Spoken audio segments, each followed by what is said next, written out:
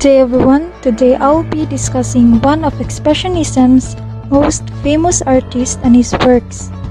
Edvard Munch was a well-known Expressionism artist. Munch, the second of 5 children, was born on December 12, 1863 in Lotten, Norway. Munch moved to Oslo with his family in 1864, where his mother died 4 years later of tuberculosis. His little sister, Sophie, died of tuberculosis in 1877 at the age of 15.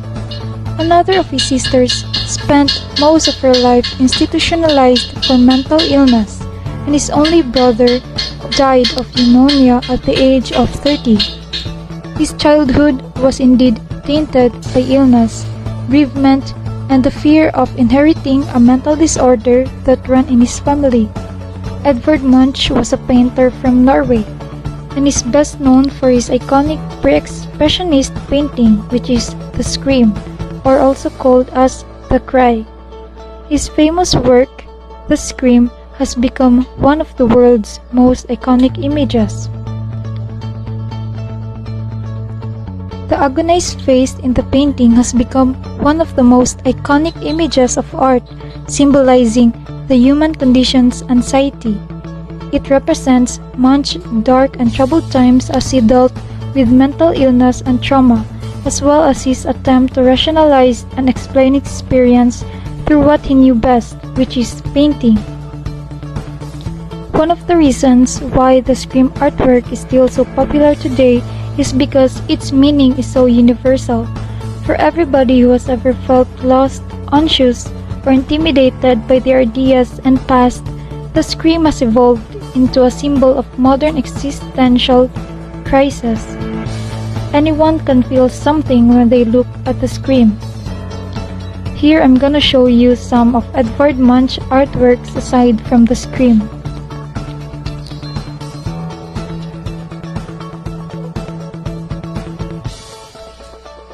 As you can notice, many of Munch's paintings represent life and death scenes, love and terror, and viewers will notice that these work patterns frequently focuses on the emotion of loneliness.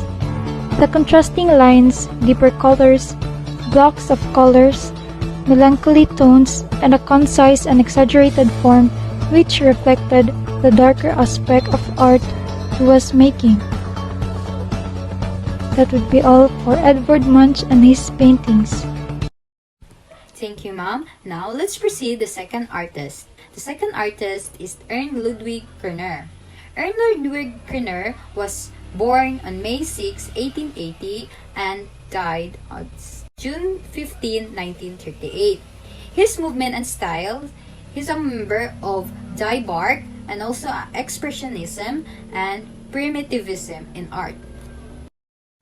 Now let's talk about who is Ernst Ludwig Kerner. He is a member of a Die Bark group that flourished in Dresden and Berlin before World War I.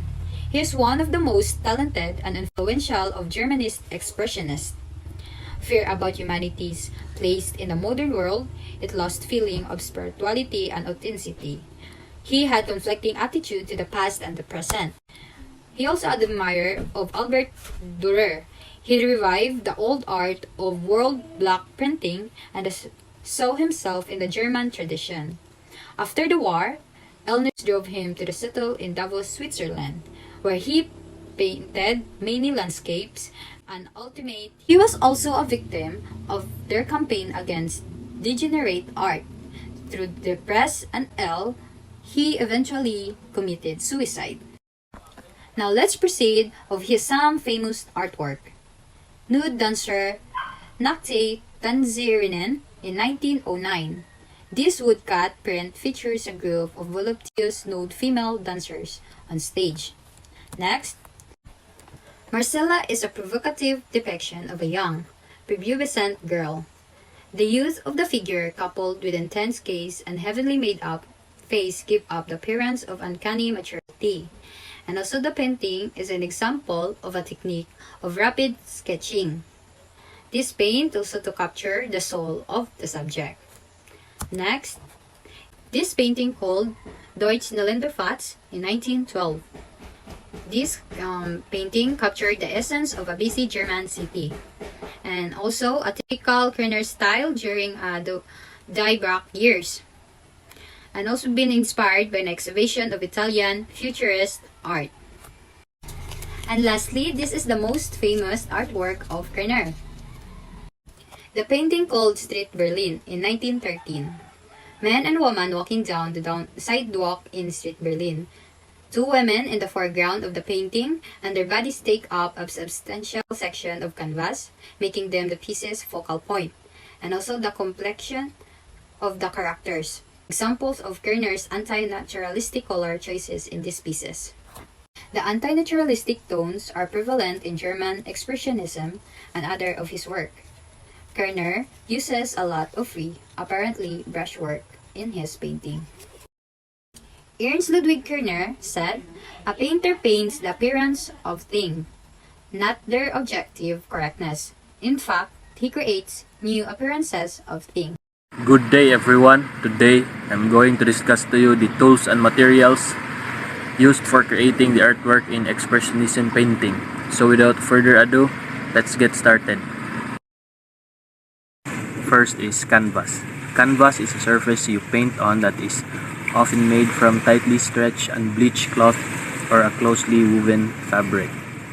So canvas, this is where you put your artwork. So diri nato i-paint ang ato ang ganang i-paint. Palette. So the palette is a thin board used by the painter to lay down and mix colors. So palette, this is usually used by the artist para maga-mix sila sa desired color nga ilang ganahan. Is paintbrush. Paintbrush is a brush used to apply paint or sometimes ink. They are available in various sizes, shapes, and materials. Thicker ones are used for filling in, and thinner ones are used for details. They may be subdivided into decorators' brushes, used for painting and decorating, and artists' brushes used for visual art. Next one is paint. Acrylic paint is one of the most common and most cost-effective types of paints used by the artists. It attaches to most bases like wood, canvas, or metal. Also, acrylic paint dries very fast. Okay, so ang mostly used nga type of paint is the acrylic paint kay most of the time mo attach gid siya sa bisan asa nga butang like wood, canvas, and metal or unsa pa, and very affordable lang po kayo ang acrylic paint. But dili sad acrylic paint ang gamiton, asa lain nga klase nga paint ang gamiton, but most of the time acrylic paint gyud ang ginagamit sa mga artists. Techniques and styles of expression painting. Expression painting, or expressionism, is an artistic style which the artist seek to depict not objective emotions and responses that the object arouse within a person. More specifically, expressionism is a distinct style or movement, refers to a number of German artists, Australian, French, and Russian. So, the following is the alphabetical list of techniques used in painting. It introduced the illusion of three-dimensional and two-dimensional surface, methods of painting application, and different mediums. So first, acrylic painting, action painting, aerial perspectives, anamorphoses, casein painting, divisionism, easel painting, foreshortening, fresco painting, gouache, graffiti, resales, impasto, miniature painting, mural, oil painting, panel painting, panorama, perspectives, plein air painting, sand painting, scroll painting, stomatue painting, graffito, sotoinsu, Tanchinism, tempera painting, Denobilism, and last is Trump Loyal. So here are the styles of expression painting. There are three types of styles. The first is the abstract painting. The second is the modernism, and lastly the expressionism. Thank you. Hello, good day everyone. I am Quancy Shane A. Cataylo, and I am going to discuss about the timeline of Expressionism. So in January 1, 1887, Expressionism was influenced by Van Gogh's color, brush strokes, and distorted shapes. In January 1, 1893, Edvard Munch. In January 1, 1903, Wassily Kandinsky, Der Blue Reiter. On January 1, 1905, Expressionism was a movement that began in Europe. Expressionism explored themes of belonging and alienation. Expressionism aimed to reveal and express spiritual truths through arts. Expressionism used strong color, distorted, and abstract figures. In the period of January 1, 1905 to December 1920, Expressionism had begun to move. It is estimated that it has existed between 1905 to 1920. Art from the areas can be considered as expressionistic. In June 1, 1905, Drieberg was one of the German expressionists that founded Dresden. He rejected classicism and looked to nature.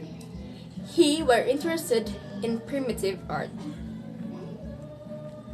In January 1, 1911, Die Blue Reiter, a group of artists, formed a Munich, Germany. Der Blaue Reiters promoted art. The horse was a popular subject for the founders of the group of Kandinsky and Mark. Der Blue Reiters were an anti-establishment and believed art should be about individual of expressionism and emotion.